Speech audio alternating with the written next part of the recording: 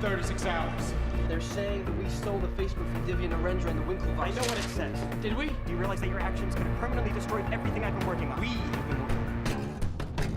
The Social Network remains one of my favorite and one of the most influential films for a generation that is responsible for the cultural impact and influence in this day and age. Many consider this to be a great movie and nothing more. Many consider this to be a top 10 of the decade, but I'm here to tell you that this is the perfect movie. And objections are going to arise the moment I say that, and even the moment they read the title. So together, let's take a look at why I think this is the perfect movie, and you can decide if I'm right from there.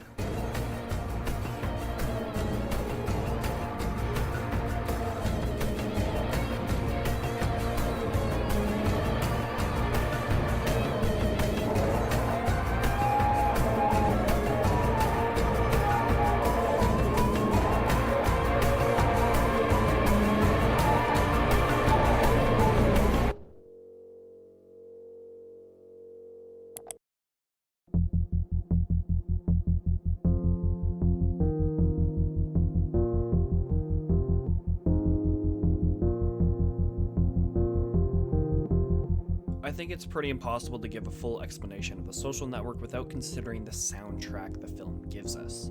And similar to the La La Land video I made, there are two aspects to the music.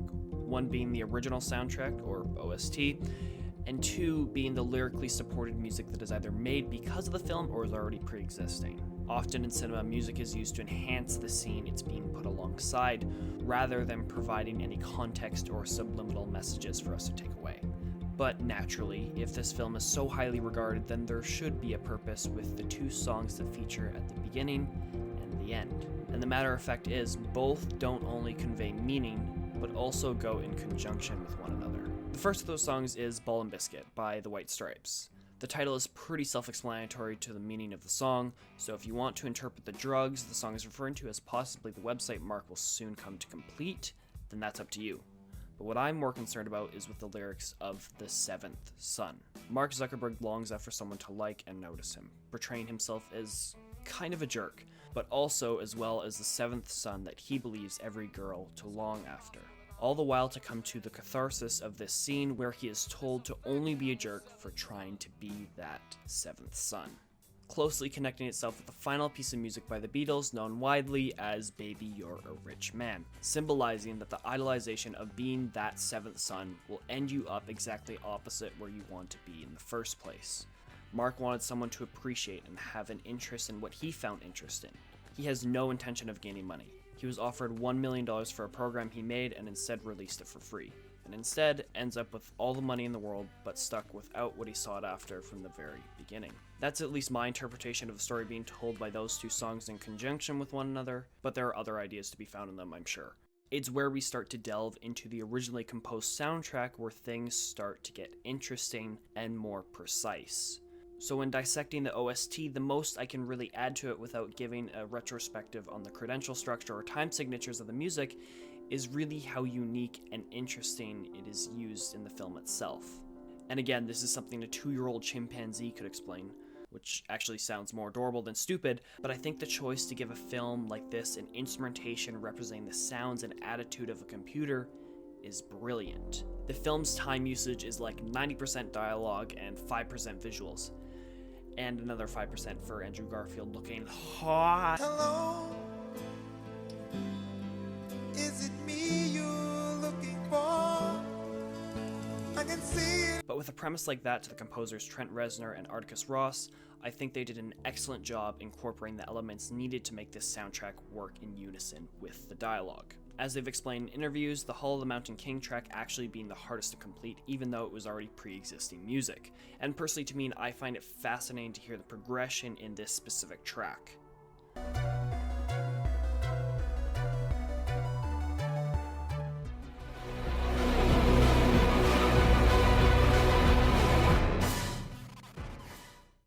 But in no way does it compare to the progression of what people tend to associate with The Social Network.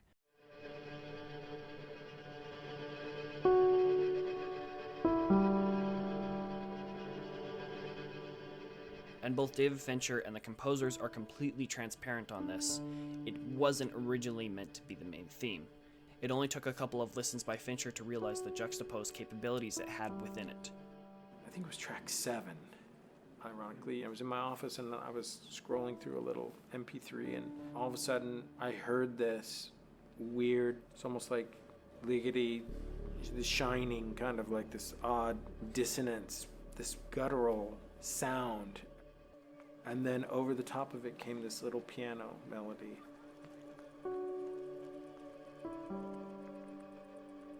And I heard it and I said, that's the main titles. And breaking it down, listening to each of the segments separately, it has a sense of the track almost fighting with itself. The synthesizer gives off the emotion of angst and rage, while the piano projects the feeling of repressiveness and a broken soul. Both things that we see go hand in hand as the film progresses, and as the track progresses along with it, we start to see the meaning and influence this has on the story. The first time is heard in a loud and full manner, exemplifying the possibilities that Mark has after being dumped by Erica. The second rendition, however, starts to portray the less confident side of Mark, as this time Eduardo is no longer defending him at the lawsuit, and the opposing side of Harbor Connection feeling they're gaining ground, when in Mark's eyes, I think if your clients want to sit on my shoulders and call themselves tall, they have a right to give it a try, but there's no requirement that I enjoy sitting here listening to people lie. You have part of my attention. You have the minimum amount. the third and final composition being overwhelmed with the sound of the synth and the piano taking a back seat as if it's been defeated.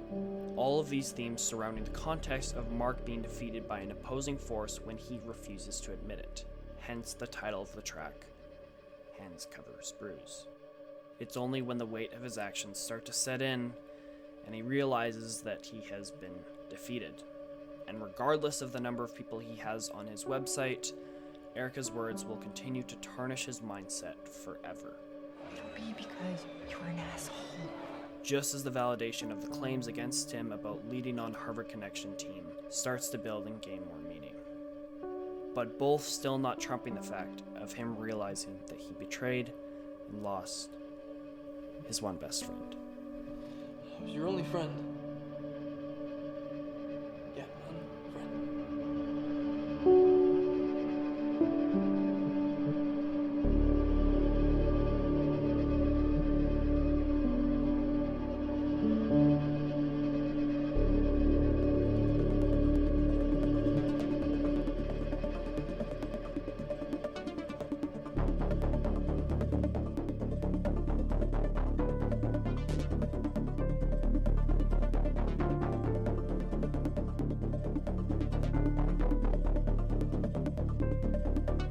I think before we go into the essence of the characters portrayed in the story, we need to talk about the character of the film itself.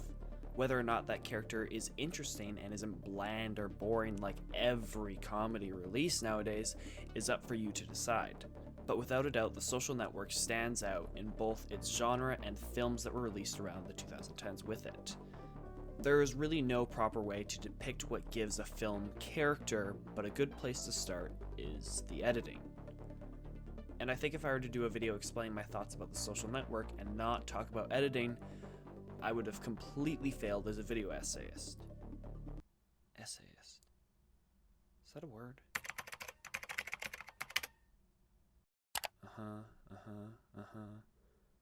I don't know. Anyways, the ebb and flow of movies is something that is incredibly hard to get right. Films that are well paced are generally hard to come by because it is an incredibly technical thing to land. But it's how The Social Network is able to create a flow and pace of its own that makes it so good and rich in character. Often the film is solely devoted to the conversations between people, and even more so only between two individuals, which can make it difficult in all areas to require the pacing and movement that this film has. The Accidental Billionaires, which is the book that this film was adapted from, has very few similarities in terms of the story structure compared to the film it was transcribed into. Instead, it rather chose to follow each individual's story and how they all permeate together throughout their lives, exemplifying the notion that this sequence of events fell together in a perfectly corrupting way. But what the story of the book seems to be missing is the entirety of what takes place at the lawsuits. And due to the story's point and objective, it didn't need any further explanation because it had a different goal in mind it wanted to communicate to its readers. But the film's goal, on the other hand, sets out to accomplish the consequences of Mark's actions. And both stories comparatively aren't nice to Mark Zuckerberg in any way to begin with. The raw, unsubtle emotions that are forced upon him really break apart once it's shown that his unwavering devotion to Facebook will be static throughout his life. But from the standpoint of a narrative, that doesn't really work. Character flaws exist, yes, but what is the point if they don't overcome them in some way, or even better yet, realize what they are? And the pride, the fame, the greed all weighs on Mark as the story continues. He never breaks because he doesn't want to admit what he truly wants in his life, and what his life has truly become. And thanks to Kirk Baxter and Angus Wall, the editing weighs on you as the time goes on, just like you're caught up in the anxiety of Mark's reality. You feel the pressure from everyone he's affected, not individually, but in unison. We linger on the reactions just as much as the actions, in the identical way that the story does as well. We see the action and reaction of the majority of situations. The simplistic fashion it's edited in at times lets us see the human emotion with every motion our characters make. Both the character of the film and the character of the people flow alongside together in unison. The tension rises and the characters deteriorate as the film unfolds to reveal its puzzle that has been constructing since the very beginning and you hadn't even realized, leaving both you and the characters broken inside and out as the film finishes. Suffice it to say, the editing is an incredible impact on what we perceive this film to be, that going hand in hand with the mechanical soul that's rooted into David Fincher and Aaron Sorkin. David Fincher knows how a character feels just by the movement of his or her eyes, if they stand, if they sit. He knows the ins and outs of a human being, leading the way for him to craft this perfectly calculated character piece. And this complexity of emotions and visual language he puts forth into every scene allows the editing to take a back seat and let the star of the show be Fincher's direction.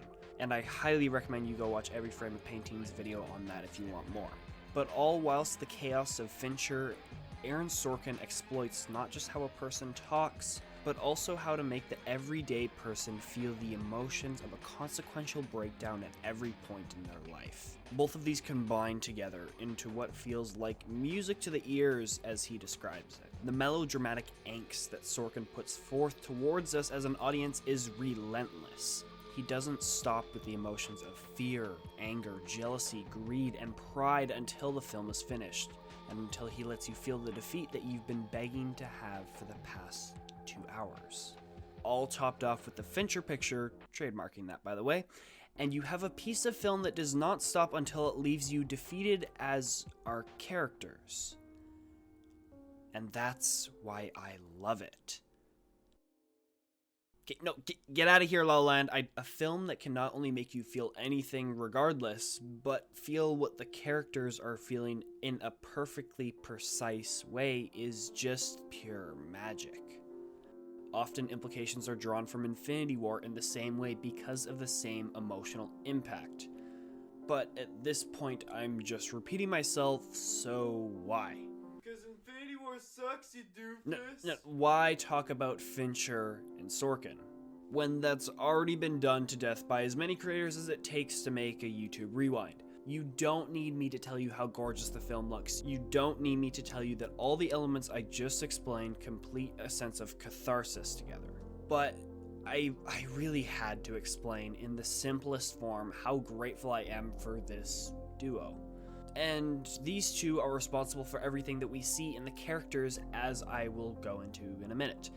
Mark Zuckerberg and Eduardo Saverin aren't just themselves, they're David Fincher and Aaron Sorkin. They're each one of us, and portrayed to us by people who understand what we not necessarily want, but more what we need. But also to remind everyone that we gotta push for another film made by these two, cause mwah!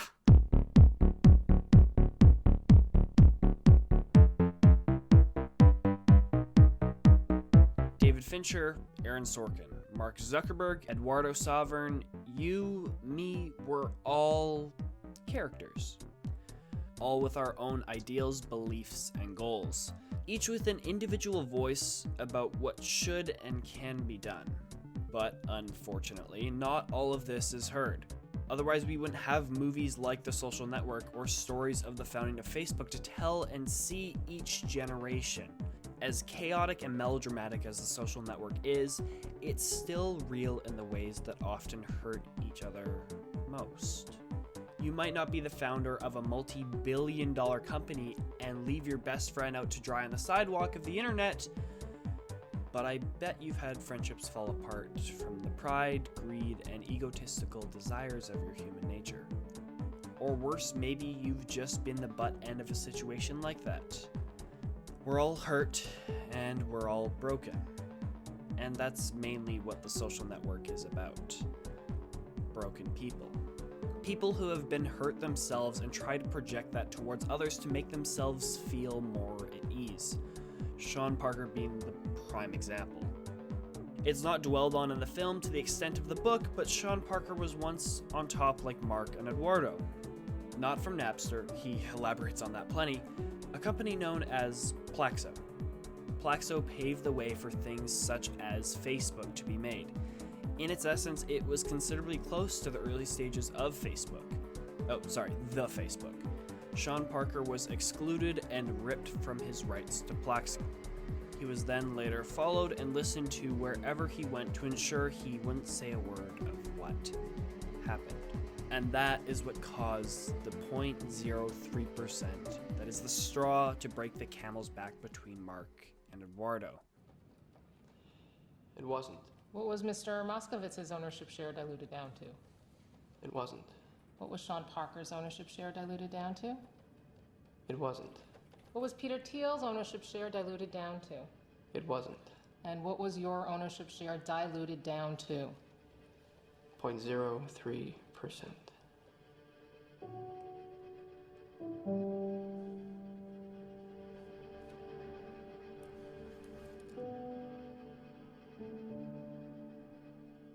The greed and guilty actions of one not only affect the person, but the person's actions. Cancel out Plaxo, and you have a healthy and joyful founding of Facebook. We hurt others in the way that we've been hurt, and Eduardo Savern being that person who is hurt. Hurt not because of his own selfish actions, but others. And namely, Mark Zuckerberg. And no matter being that person who has been beside Mark no matter what, no matter the hate, no matter the neglect, no matter the frustration that is thrown at him, Eduardo does the best for everyone and everything, and what does he get? Nothing.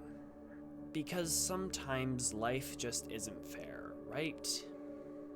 And that also being the perfect and justifiable reason for us to follow Eduardo just as much as Mark throughout the story.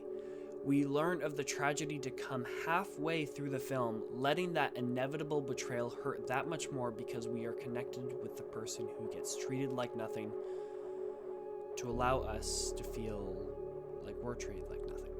This film is so wondrous and yet also hideous at building up our hope and then shattering it an hour later. And that is why the lasting shot of Mark Zuckerberg staring at his computer hits so hard. The sacrifice that he sees and the betrayal that Eduardo feels pinned against each other for us to see as a fourth wall viewer of the tragedy that was created. Having a sense of catharsis due to his unimpeded devotion to Mark being less to nothing appreciated by him. The delusional trust he's poured into Mark has paid off in a sense. And looking at it in a deeper way, he kind of got what he deserved. Hey, they're shaking their heads, they don't get it. We're inclined and suggested to believe that Mark needs Eduardo. Mark is the one with no social life, Mark is the one that needs people to notice him. And yes, this is 100% true, but it's nowhere near as true as Eduardo's perspective. Because Eduardo needs Mark. Eduardo is portrayed to us as a person who can get girls and who is... Hello. That is not his problem. His problem with his social life is completely non-existent. But what he does have trouble with is friends. guidance, and a person who he can call to lean on when things fall apart. He pours himself into Mark because he wants that in return, and his delusion and the inevitability of the fact that he will never be paid back for it. In the simplest and most hurtful form, it's heartbreaking. And I've done that to people. In return, I've also had that done to me. And it sucks. Both ways. We long for the love we think we deserve. Sometimes that's none, but also sometimes it's companionship. Sometimes it's a romance. And when we're robbed of that joy, it is heartbreaking. Leaving Eduardo at the end of our story walking out of the Facebook that he was abandoned by. Cathartic is often a word to describe the finality of something worthwhile and breathtaking. And in a way, that's what this is. In the darkest of fashions, it has finality. It is breathtaking. It is worthwhile. Just not to the people involved. And that sucks. For both Eduardo and Mark. And if we're being honest, the movie didn't let Mark have it easy either. Or at least as much as it should have. People often feel a disconnect with this story because we deal with a tragic character from beginning to end. But looking at it in the context of the world we live in, it makes sense. Tragedies are what exists in our lives personally, and often movies are an escape from that tragedy. So yes, the founding of Facebook is a tragedy in our world. People often give the social network the same rap when in actuality the glimpse of hope is still there. You're not an asshole, Mark. You're just trying so hard to be. And that line is integral to who he is as a person and the outcome of his character. Letting that first instance where he's told that define him for the rest of his life until someone tells him it doesn't. He longs after fame, for everyone to notice him, and the way he thinks he'll get there is by following the other people who have already cleared the path for him. But what Mark doesn't realize is the consequences of that. His relationships. And even if Mark doesn't realize it till the end of the movie, he does depend on relationships. He longs after them. He thrives for them. He depends on what he neglects for the majority of his life. He becomes the so-called Asshole. because he appreciates the things that everyone expects him to appreciate to become successful. He is formed into the cynical, angry loner because everyone around him is telling him that the only way people like him can make a difference is to follow in the footsteps of people who are appreciated but not loved. And where does Mark end up on his journey to find love? Sitting at a desk with no one to be seen in the room beside him, staring into the obliviousness of his own creation. His creation broke a bond between the only person who he really cared about and the only person that really cared about him. That is the cost of something this grand. That is the cost of fame, fortune, and appreciation we and others force ourselves into. And yes, this is the state of who we are as a society. Broken, cynical beings that only find appreciation in what is in front of us and not who.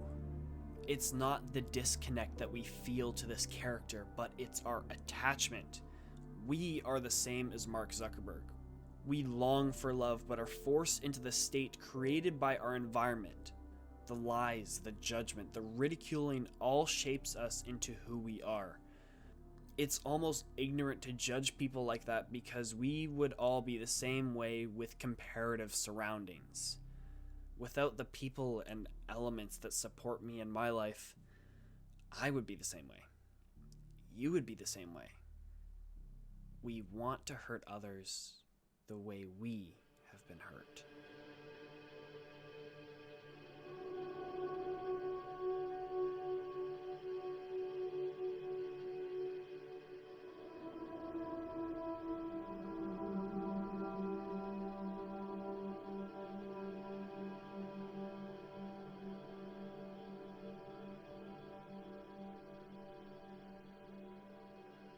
We are broken. That is a fundamental part of who we are that this movie portrays. While that may seem like a horrible situation, it isn't our wondrous solution. And that solution is not just how important we are to others, but how important others are to us. Those others, those relationships are broken because of our own individual brokenness. The Social Network is not about the creation of Facebook. It's not about Mark being a jerk, Eduardo being screwed over, Sean being a manipulative prick, or even about the individual brokenness of those people. It's about keeping the people close who are able to put up with our own individual brokenness we find within ourselves. Your human desires fall short with the objects, achievements, fame, and success you're surrounded by. But it's the human connection, the belief and hope we're given when we stumble and fall. That is what matters. And that is what the Social Network is about. One day you'll be sitting up in the middle of your king-size bed made of gold, wondering if you made the right choice for all the people you pushed away, and wondering if it was all worth it. And I'm telling you what the movie told me.